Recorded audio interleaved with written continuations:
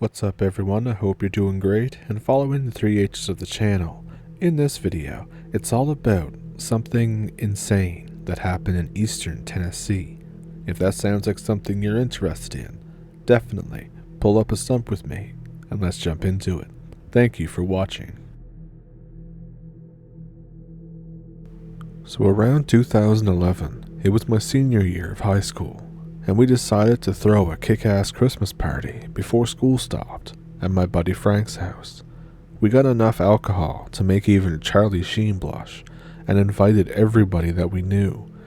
Now, the appeal of Frank's house is that he lives about 5 miles away from anyone else in the middle of the woods in this amazing cabin. His dad is super rich, and apparently created some sort of more efficient solar-powered lantern or something. I don't know, but he's rich. I showed up to set stuff up around 6 p.m. The news said that there would be a chance of snow flurries or more that evening. We weren't too worried, and nobody said they planned on canceling, so we went along setting everything up. Sometime around 7, a couple close friends showed up, including Maggie, this girl that I was talking to at the time. I helped them get some cases of beer out of the back of a truck when I got a strange feeling. Everything was really quiet. Granted, it was early in the winter, so not many animals were out, but it was still that strange feeling. I looked around, and I swear that I saw a large shadow move in the woods. I didn't get a good look, but I was pretty freaked out about it. About 20 seconds later, after the feeling of dread left, I shrugged everything off and took the booze into the house. The party was picking up around 10, and I was starting to feel a bit buzzed. We had the music pumping and everything, but there was this weird feeling still going around. Some people said that they felt weird walking up Frank's driveway. You can only park 5 cars in his driveway. Everyone else had to park in front of the horse stables that's at the bottom of a hill and walk about the quarter mile to the house. No one really paid much attention after a few drinks though, so it didn't ruin the party. And as for me, by this point I was sitting in the hot tub talking to Maggie, and yes, this guy was rich enough to have a hot tub in a basement room surrounded by windows. When I saw snow starting to fall fairly heavily, there was already that fine dusting of snow on the ground, and a few sober people started thinking that it was time to head out. I didn't think much of this. I planned on staying the night and getting hammered anyways, so I leaned back and popped open another Samuel Adams. At 10:45 though, the power cut off. This obviously put quite the damper on the party. However, Frank had a gas fireplace for heat and light. Some people left, but there must have been around 30 people still partying. The bad news was that the hot tub didn't hot tub when the power was off, so I climbed out. No sooner did my feet hit the ground when I saw this figure through one of the windows. The solar lamps still worked and cast light around the house. It moved through the snow like a hunched-over man, but it had a strange, loping walk, something like an ostrich. It suddenly stopped and looked at me through the window, and I swear I could make out what looked like something like teeth before the thing turned away and bounded off on 4 legs. I looked over at Maggie to see if she maybe seen something, but she was too busy giggling and trying to get her friend Lindsay out of the tub. I shook it off as nothing more than a bear, because it's dark out and all, and I justified it by thinking that maybe the bear just hadn't gone in for hibernation yet, and I downed my newly opened beer. The party was still going pretty strong upstairs, despite the lack of music, but Frank wasn't satisfied. He asked me and my other friend Jonah to help him get the backup generator outside running. I told him to let me grab another beer to help kill the stupid brain cells that are telling me to be afraid, and then I would be more use. I won't lie, I was still really freaked out about the large thing that I had just seen. But without the generator, there was no music, and without music, I couldn't dance with Maggie, hopefully grinding on me. So, we set out for his dad's shed where the generator was. It was partially solar powered and partially gas powered, and as such, it needed to be turned on manually. The shed was only about 50 yards away from the house, so that it could provide heating to the horse stables. About halfway there, this fresh chill came over me. It wasn't the wind, or the cold, or the snow, because the alcohol was making me feel warm up until then. No, this cold started at the base of my neck and worked its way down my spine. I looked around with the flashlight, and I could swear that I saw like a set of eyes or something in the bush next to the house. Jonah was looking around too, seemingly as scared as I was, but Frank trudged on, probably much too drunk to notice anything out of the ordinary. We were right next to the shed when I heard a sound that makes me get goosebumps even thinking about it today. It sounded like a rabbit screaming, but deeper and with more of an edge to it, if you know what I mean. It sounded like it came from our right side. The house was behind us. To our left was a downward sloping hill that led to the fenced-in horse area. In front of us was the shed, with trees behind it, curving right and running parallel to the house and driveway. By the time that I unfroze, Frank had already grabbed me and started dragging me toward the house. We made it up the steps. His house had a first level with 2 floors above it, and a basement that was below ground facing the road, but above ground in the back, and into the party. No one had heard the sound, other than the couple making out on the porch. Somebody had plugged an iPod into a boombox, so there was music again, and that, combined with people talking and the massive amounts of alcohol, had resulted in ignorance of the scream outside. Our entrance, however, was not ignored. Someone turned the music down, and we explained what happened. The couple on the porch backed us up. Everyone just kind of blew it off. They hadn't heard the weird demon roar, so they weren't freaked out at all. And it was around this time that we noticed that Jonah was not in the house. I spun around and looked for him, but I couldn't see him. I asked Frank, and he said that he thought he was right behind us. This asshole, Colby, Maggie's ex, started making fun of us, saying that we were just afraid of the dark, and that we were too stupid to turn on the generator. Before I had the chance to defend myself, another scream pierced the night. The same demonic screech that we heard, but this time coming from behind us and toward the shed. And this time, we all heard it. A bunch of people basically turned white, and some girl screamed. Suddenly, it was mass chaos. People were running everywhere, some upstairs, some out the front door. I just kind of stayed in the kitchen and tried to get my head together. But of course, Mr. Sam Adams and his partner Admiral Nelson made it pretty hard. The next 5 minutes seemed like an hour. We heard a car start and then a few more, but some people who ran outside streamed back into the house. Some girl was too drunk and tried to drive her Prius and got it stuck in the driveway and couldn't go up this hill. And someone else's truck got stuck in the grass a bit ahead of her, and the driveway was blocked. The other side had a creek running through it. After a few minutes, another scream erupted, sounding close by. Again, everyone freaked out, but this time they ran upstairs, and I followed. We congregated in the main room on the second floor, which had a pool table, a pinball machine, and other stuff. There were about 15 people in the house at this time, but over the next few minutes, about 10 more joined us. Some people elected to stay in their cars and try to get out, but the snow was getting deep, and the driveway hadn't been salted. It was Derek, a football teammate of mine, who finally got everyone to shut up. We started trying to figure out what was making that noise. We all thought it was a rabbit that was hurt, maybe a coyote, but we were all thinking that it was something else, something much else. I brought up the issue of Jonah. We had no idea where he was, and he could be hurt and freezing. Derek and Frank elected to go with me to find him.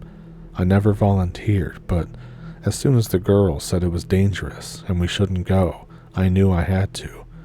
Colby said that he would go with us, probably for the same reason as me, and his friend Blake agreed to go as well. Frank led the four of us across the hall into his dad's man cave and handed us some gear. These were flashlights and a couple hunting rifles, and a shotgun of some sort, and I believe that Blake had a pistol of some sort. Looking back, this was a terrible idea. Scared, drunk idiots with guns, but it made sense in the moment. We made our way off his back porch and toward the shack. Fred led the way with the shotgun. Colby and I were right behind him. Blake was halfway up Colby's ass, and Derek was guarding our rear. Frank led us to the shed and called out softly for Jonah. We didn't hear anything, so we started around to the other side of the shed when we heard a rustling to our right, and before I knew what happened, Blake had unloaded his pistol. I immediately flipped the ever-loving shit on him. I hit him in the face and the gut. Colby grabbed me and told me to stop, but even he looked pissed. Frank grabbed Blake's pistol and made sure it was emptied and the safety was on and put it away. Blake was pissed that we took his gun, but damn it, he could have shot Jonah if it had been him. Another scream ripped across the darkness very soon after this time coming from the direction of the house. We started moving back around the shed, but we didn't see anything once we had the house in sight. Blake started walking back toward the house when we heard a new noise. It sounded like someone crying. The sobbing was coming from the stables, and we began to make our way down the hill carefully. Suddenly the crying changed to a cackling laugh, something like a cute giggle, but it was coming from a dog or a bear. I have never been so unnerved in my life, not even the first time I heard the scream. I clutched the rifle so hard my hands started to hurt, but I made my way down the hill, closer to the stables, closer to the laugh. It was at the bottom of the hill, about 20 yards from the stable, that I almost lost my courage. The smell erupted in my nostrils, something similar to the time a raccoon died in the locker room at school over the weekend in the middle of August. Colby immediately doubled over and puked his brains out. I won't lie, I got a smug feeling of satisfaction from it. In between retches from Colby, I heard the sobbing again. I pointed it out to Frank, but his will had finally broken. He told me to go check it out. He would make sure whatever was out there didn't sneak up behind me. I pleaded with Derek to come with me. He finally conceded and followed me. The way the stable is set out, there are 4 gates on each side for the horses to come in, along with the main door that goes in between each row for the handler to feed them and stuff like that. I made my way toward the main door, but once I got there, it was already open. I shined my light inside. The only thing I could see was Jonah lying in the middle of the hallway between the stables, kind of spread eagle looking. His head was turned to the side. That's when I noticed movement to my left. Derek yelled. I probably did too. I don't remember. I turned toward the movement, and my light caught the arm covered in fur and snow, and I'm guessing what is a leg. I didn't think, I just pulled the trigger, not even aiming. The boom brought me back to reality. I missed whatever that thing was, and immediately turned to run. However, I was still a little bit drunk, and it was snowing, so I slipped and I fell hard on my side. I heard something grunt and run toward me, but whatever it was leaped over me and chased after Derek. The thing screamed the scream of Satan, and it hit Derek hard. Now, Derek is an all-conference linebacker. He went to sit on the bench at UNC Chapel Hill, but he was a big guy, a really big guy, but this thing made him look small. It hit him, and his feet left the ground. I gathered myself up and slid the bolt on my rifle back, chambering another round. The clack of the bolt seemed to resonate a bit. This is the part of the story where Derek says that I stood tall and shot the thing twice in the center of mass and hit it with the butt of my rifle, chasing it away. No problem. I let him tell that story because it has gotten me laid on more than one occasion. However, that's not quite what happened. He was unconscious. Blake was halfway up the hill. Frank and Colby were too drunk and tired to move from the other side of the cabin. In reality, my finger slipped. It happened to be on the trigger, and I hit the beast in what would be the shoulder of a human. I'm not familiar with whatever body parts this thing had, but I'm going to assume it was its shoulder. The thing stopped and released that cackle that we heard earlier. It moved into the light, and I got my only good look of it, however short, and panic or drunk blinded look that it was, it literally leaped like 8 yards between me and it. However, I threw myself on the ground, and that thing soared over me. I heard it skid in the snow, and I turned around. I slid the bolt again, and I put another round. However, I didn't even get a chance to aim. This thing swiped its paw and hit me in the side. All the air left my lungs, and I just kind of laid there. I could smell the putrid stench radiating above me to the right. I sensed it reaching toward me, but I can't be sure. Since I was about to pass out, I don't remember how, but I lifted the gun and just shot. I got very lucky. I don't know where I hit it, but there was definitely a scream. After that, I must have been laying there for a few minutes, because by the time Derek and Frank reached me, I had snow covering me. They helped me up. Colby stood to the side, trying to look tough and proud, despite puking his guts out earlier. My sides were hurt, and I would later find out that I had bruised ribs. Derek had quite the bump on his head and a concussion, but he was fine. We slowly made our way back to the stable to help Jonah. What I saw in the barn still scars me. We usually leave this part out of the story, but I'll tell you. Jonah was lying in the center of the aisle. His leg was turned in an awkward direction. He was knocked out. He was covered in blood, but I don't think it was his. There was a bone laying next to him, and another next to it, and another leading into a stall. Then we found the remains of a horse, ripped almost in half, blood lining the stall, bones thrown around, and other horses were silent. Frank was in tears as he ran to each stall. Of the 8 horses in the stable, 1 had been eaten. The other was one we found next to Jonah. 2 more had died with no markings, possibly of shock or whatever. I don't know a whole lot about horses. We decided to get Jonah the hell out of there and back to the house. Colby and Frank lifted him between them as Derek and I led the way back. We arrived at the house, and everyone was deathly quiet. Fear had sobered us all up. The silence was broken as everyone asked what was up. None of us could answer until Derek told the story. Someone grabbed a towel to clean us up. It was only then that I saw the filth on the side of my body that thing had hit. Derek was also covered. Frank grabbed us some clothes and we changed Jonah out of the blood rags he was wearing. Some people had called emergency services as soon as Blake went crazy with the gun, but again, we were quite a ways out.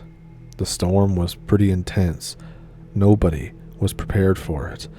It wasn't until 2 that afternoon that the police and the ambulance finally showed up. The rest of the night or morning, it was around 1 by the time we got back, and near 2 the time that we got cleaned up and the story was told. It was a blur.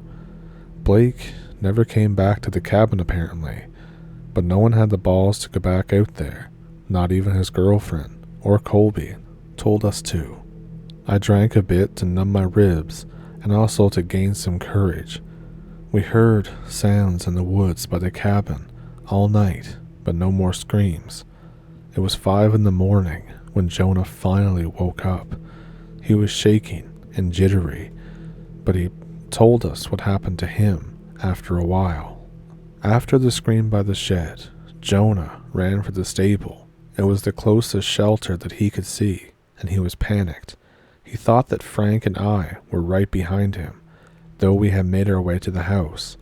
Halfway down the hill, he slipped, breaking his leg. He had been knocked out in the fall, but he was awakened by something dragging him. He only got a few glimpses, but he said that it was like Satan had sex with a gorilla, though he said that he saw a snout like a horse or a big dog, and its feet seemed too small for its body, and its ears went straight up from its head. The thing dragged him into the barn. The horses went nuts and started kicking and neighing. The beast roared and they fell silent. The thing leapt over the stall and slaughtered a horse. The others merely kept as far away as possible. Jonah lay in the corner of the stable crying. Every now and then, he said the monster would look at him while eating. He couldn't see much. The thing wouldn't stay in direct light, and it would cry also, but much throatier and deeper. However, over the next few minutes, it started to sound like a perfect imitation. Every now and then, it would throw a bone at Jonah, and when it hit, the thing would cackle, each time sounding less like a demon and more like a little girl. After it finished the first horse, it went to the second stall and killed it as well. This time, though, it kept throwing meat over to Jonah, but Jonah was freaking out. He heard gunshots and tried to crawl away, but the thing jumped him, and the next thing he remembers is waking up on the couch. Everything about Jonah's experience, especially the part about the crying and laughing, gives me chills to even think about. We waited in the house. Others streamed in throughout the morning as they abandoned their cars. It wasn't until 11 a.m. that Blake finally showed up. He was basically blue and shivering. I think he got treated for hypothermia, but I don't really know.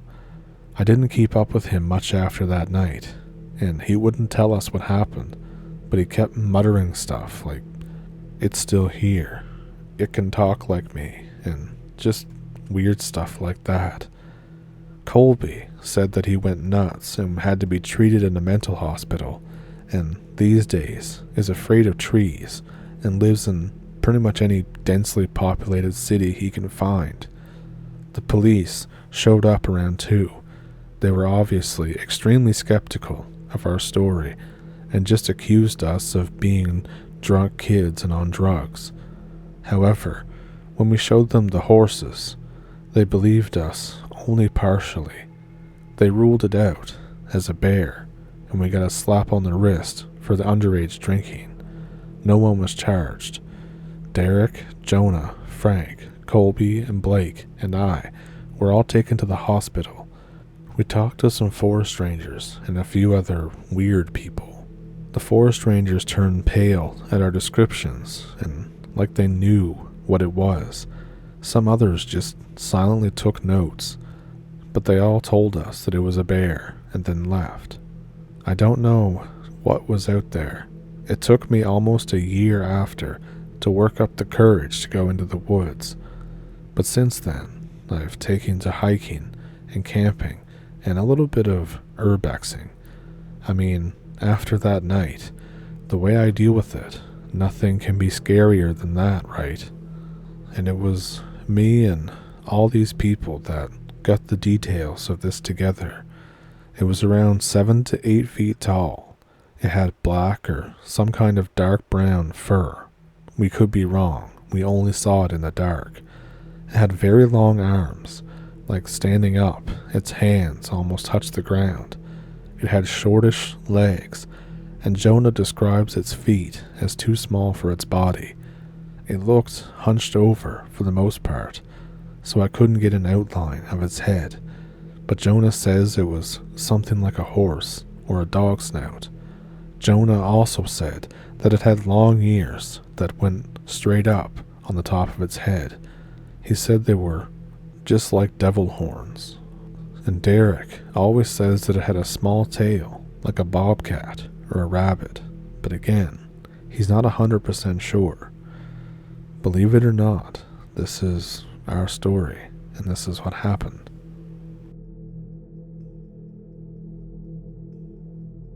So that encounter was absolutely bonkers, in my opinion. If you felt the same way, then feel free to like and subscribe. If you have any encounters of your own, feel free to send them to my email in the description, and once again, I am working on a social media. And if you would like to support the channel, I have a PayPal and a Patreon down there as well as super thanks here on YouTube. And with all that, I think I will see you in the next one. Thank you for watching the video, thank you for pulling up a stump, and happy Halloween.